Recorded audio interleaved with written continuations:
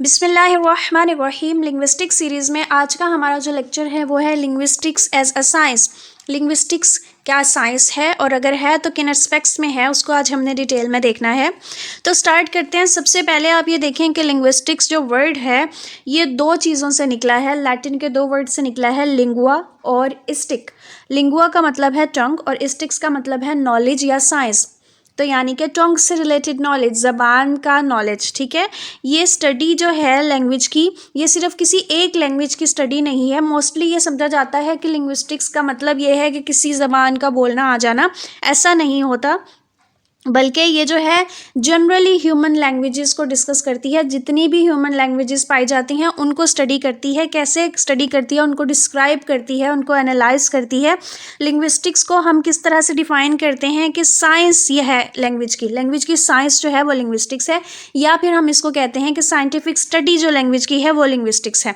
तो इसकी डिटेल में जो डेफिनेशन बनती है वो ये बनती है कि लिंग्विस्टिक्स एक ऐसी साइंस है जो स्टडी करती है लैंग्वेज के ओरिजिन को, लैंग्वेज किस तरह से ऑर्गेनाइज होती है उसको, लैंग्वेज में क्या डेवलपमेंट आती हैं और किस तरह से डेवलपमेंट्स आती हैं उसको डिस्कस करती है। और फिर ये जनरल रूल्स और रेगुलेशंस भी बनाती है ग्रामर के, यानी कि लैंग्वेज को एज अ होल डिस्कस करना, उसको ओरिजिन कहाँ से हुआ, स्टार्ट कहाँ से हुआ, फिर उसमें क्या चेंजेस आए, ऑर्गेनाइज किस तरह से हुई, उसका ग्रामर का स्ट्रक्चर क्या है, वो बोली किस तरह से जाती है। इस सब को अगर हम सिस्टमैटिकली स्टडी करते हैं तो इसको हम लिंग्विस्टिक्स कहते हैं। अब कौन सी ऐसी अप्रोचेज़ हैं, कौन सी ऐसी चीज़ें हैं जो कि लिंग्विस्टिक्स को साइंस जैसा बनाती हैं, कौन सी ऐसी चीज़ें हैं जो लिंग्विस्टिक्स और साइंस में सिमिलर हैं, उसको हम डिस्कस कर लेते हैं। सबसे पहले तो साइंटिफिक अप्रोच है लिंग्विस्टिक्स की। किसी चीज़ को देखने का जो तरीका है वो लिंग्विस्टिक्स का भी वैसा ही है जिस तरह से साइंस का है। अब उसमें पहले आ जाता है ऑब्जेक्टिविटी। ऑब्जेक्टिविटी इसमें यह है कि ये कहती है सब लैंग्वेजेस इक्वल हैं। किसी लिंग्विस्ट के लिए कोई खूबसूरत, अच्छी या सोफिस्टिकेटेड लैंग्वेज नहीं है, उसके लिए सब लैंग्वेजेस इक्वल हैं। बिल्कुल इसी तरह जिस तरह साइंटिफिक स्टडी में कोई भी चीज़ जज्बात से या अपनी ज़ाती पसंद नापसंद से डिस्कस नहीं की जाती है, बल्कि उसको जनरली डिस्कस किया जाता है ऑब्जेक्टिव वे में, अपने आप को, अपनी पसंद नापसंद को साइड पर रखकर। बिल्कुल इसी तरह से लिंग्विस्टिक्स की स्टडी होती है, उसमें कोई भी लैंग्वेज किसी दूसरी लैंग्वेज पर सुपीरियर नहीं होती, बल्कि एज अ होल पूरी लैंग्वेज को, पूरी ह्यूमन लैंग्वेज को डिस्कस किया जाता है, स्टडी किया जाता है बगैर किसी फ़र्क के। ठीक है, उसके बाद आ जाता है एम्पायरिसिज्म। इसका मतलब ये होता है कि लैंग्वेज की जब भी स्टडी लिंग्विस्टिक्स में की जाती है तो तजर्बात पर की जाती है। ये कोई ऐसा नॉलेज नहीं है जो इंसान के अपने ज़ाती ख्यालात हों या उसकी अपनी सोचें हों, बल्कि ये प्रॉपर एक तरीक़ाकार है, तजर्बात पर इसको स्टडी किया जाता है। बग़ैर तजर्बात के किसी भी चीज़ को ना तो इसमें जस्टिफाई किया जाता है ना वेरीफाई किया जाता है। इसमें ऑब्जर्वेशंस होते हैं, एक्सपेरिमेंट्स होते हैं, फिर इसके प्रिंसिपल्स फॉर्म किए जाते हैं, थीरीज़ होती हैं, यानी कि प्रॉपर इसका एक सिस्टम होता है। ये ऐसी स्टडी नहीं है जो महज ख्यालात पर और अपनी पसंद नापसंद पर डिपेंड कर रही हो, ये प्रॉपर एक्सपेरिमेंट्स पर बेस्ड स्टडी है। फिर ऐसे कौन से प्रिंसिपल्स हैं लिंग्विस्टिक्स के जो साइंस में भी पाए जाते हैं, जो इसको साइंस जैसा बनाते हैं। इसमें जो सबसे पहला प्रिंसिपल है वो है एग्जॉस्टिवनेस, यानी कि पूरे डाटा को, रेलिवेंट डाटा को डिस्कस करना। किसी एक टॉपिक पे सिर्फ छोटी सी चीज़ को स्टडी नहीं किया जाता, बल्कि उससे रेलिवेंट जितनी भी चीज़ें होती हैं बड़ी डिटेल में उसको डिस्कस किया जाता है। बिल्कुल इसी तरह जिस तरह साइंस में किया जाता है कि कोई चीज़ को सिर्फ सर से उतारा नहीं जाता, बल्कि उसकी तह तक जाया जाता है, उसको बड़ा डीप स्टडी किया जाता है। तो लिंग्विस्टिक्स जो है वो सारे रेलिवेंट डाटा के साथ डील करती है। ये एनालाइज करती है फैक्ट्स ऑफ लैंग्वेज को that fall with in its scope. जो भी एस्पेक्ट्स लैंग्वेज के उसके स्कोप में आते हैं वो उनको स्टडी करती है सिस्टमैटिक तरीके से, बिल्कुल साइंस की तरह। ऐसा नहीं है कि कोई एस्पेक्ट हमने छोड़ दिया। लिंग्विस्टिक्स में जो भी एस्पेक्ट लैंग्वेज का इसकी कैटेगरी में आता है उसको डिटेल से डिस्कस किया जाता है, और ये चीज़ इसकी साइंस की तरह है, तो ये इसको साइंस बनाती है। कंसिस्टेंसी का मतलब ये है कि कोई पहले की इस तरह की कोई हाइपोथेसिस हो गई, कोई थ्योरी हो गई जो कि पहले से मानी हुई है, अब कोई नई चीज़ इस तरह की आ गई जो कि पहली चीज़ को बिल्कुल कॉन्ट्राडिक्ट कर रही है, इस तरह की चीज़ों को अलाउ नहीं किया जाता। यानी कि कंसिस्टेंसी होती है, बात को सही होना ज़रूरी है। ये नहीं है कि कोई बंदा कुछ कह रहा है, कोई बंदा कुछ कह रहा है, कोई एक थ्योरी किधर जा रही है, कोई एक बात किधर जा रही है, कोई एक्सपेरिमेंट कुछ रिजल्ट दे रहा है, कोई एक्सपेरिमेंट उससे कॉन्ट्राडिक्टरी रिजल्ट दे रहा है। ऐसा नहीं होता, बल्कि कंसिस्टेंसी पाई जाती है, जिस तरह साइंटिफिक नॉलेज में पाई जाती है कि पहले से जितनी भी रिसर्चेज हुई हैं, नई आने वाली जो रिसर्चेज हैं उनको उसकी बेस पर ही जज किया जाता है और उसी की बेस पर अलाउ किया जाता है।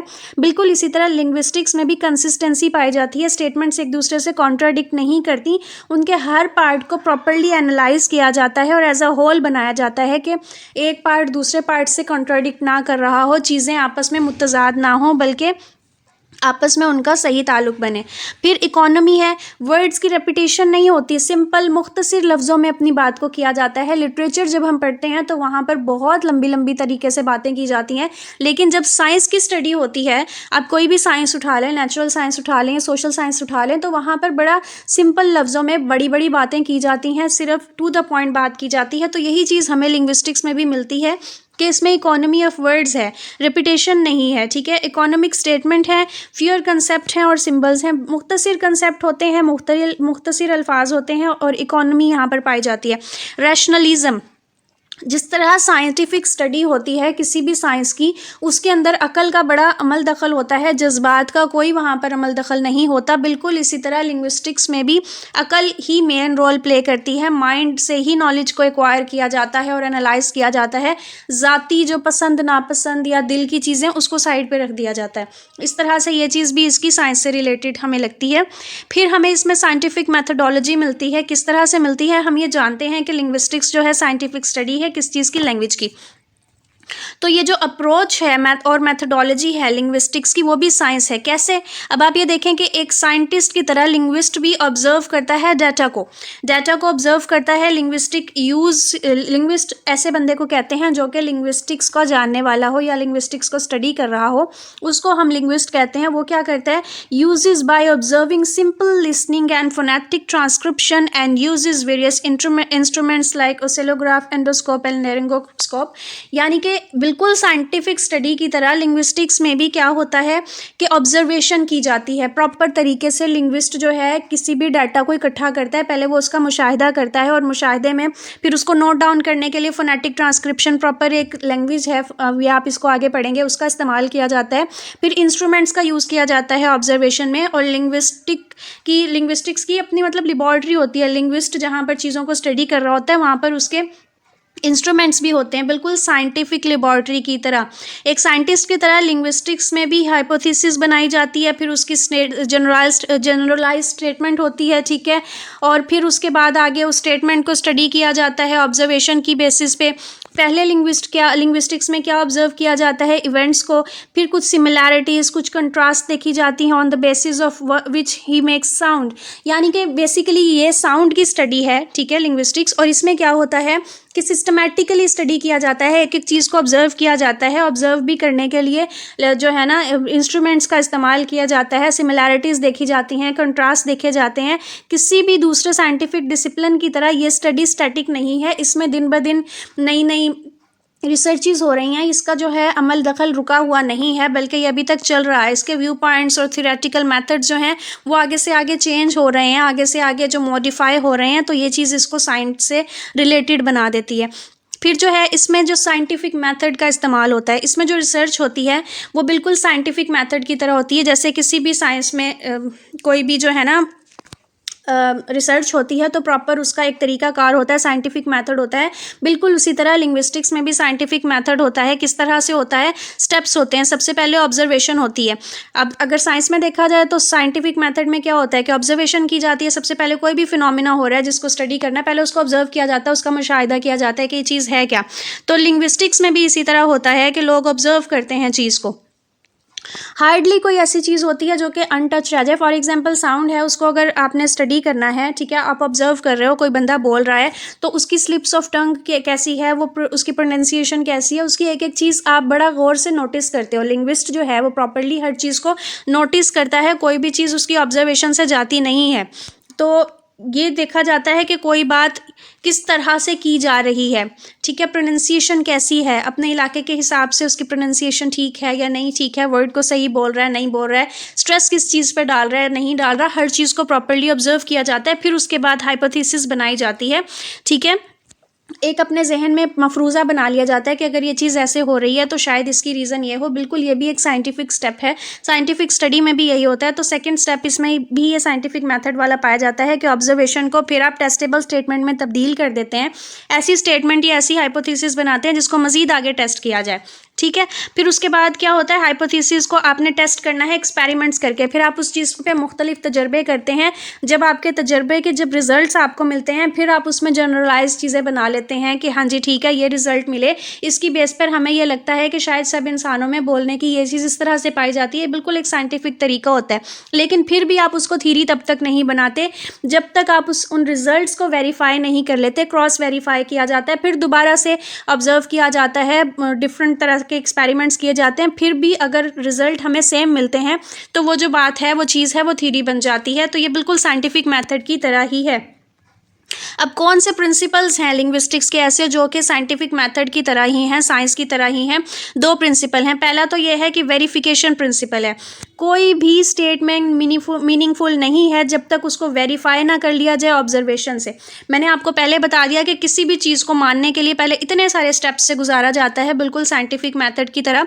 तो वेरिफिकेशन प्रिंसिपल जो है लिंग्विस्टिक्स का, ये बिल्कुल साइंस की तरह है। ये एक असूल है लिंग्विस्टिक्स का कि कोई भी चीज़ जब तक वेरीफाई ना कर ली जाए उसको ऑब्जर्वेशन से, तब तक हम उसको एक्सेप्ट नहीं करते, तब तक उसको लिंग्विस्टिक्स में अप्रूवल नहीं मिलती है। तो ये वाला जो इसका तरीकाकार है, ये बिल्कुल साइंस की तरह है। दूसरा है रिडक्शनलिज्म। ठीक है, सॉरी, रिडक्शनिज्म। ये क्या होता है कि साइंस की तरह ही इसमें भी क्या होता है कि जो भी कॉम्प्लेक्स बात या कॉन्सेप्ट होते हैं उनको मुख्तसर और आसान अल्फाज में बता के समझाया जाता है। तो ये भी जो इसका प्रिंसिपल है, ये भी साइंस की तरह ही है कि बहुत बड़ी बड़ी तरह से चीज़ें नहीं की जाती, बल्कि उनको रिड्यूस करके, आसान करके बता दिया जाता है। अब अगर हम रिलेशन देखें लिंग्विस्टिक्स का दूसरी नेचुरल या सोशल साइंसेस से, तो हमें बड़ा डीप कनेक्शन मिलता है। जैसे कि बायोलॉजी के साथ, फिजियोलॉजी के साथ देखें, जब आप साउंड्स को डिस्कस करते हैं तो साउंड किस तरह से प्रोड्यूस हो रहे हैं, उसमें ज़बान का क्या रोल है, उसमें हमारे वोकल कॉर्ड्स का क्या रोल है, उसमें हमारे फेफड़ों का क्या रोल है, उसमें हमारी जो है ना दांतों का क्या रोल है, ईच एंड एवरीथिंग जब डिस्कस होती है तो ये ह्यूमन फिजियोलॉजी से रिलेटेड है।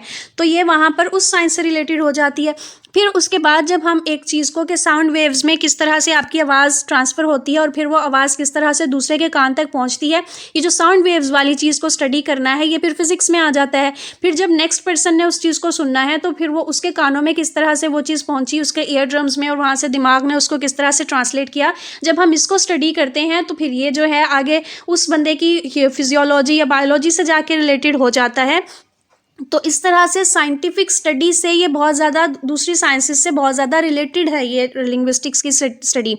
इसी तरह अगर आप देखें सोशियो लिंग्विस्टिक्स है या साइको लिंग्विस्टिक्स है, तो ये नेचुरल साइंसेस के साथ डील करते हैं।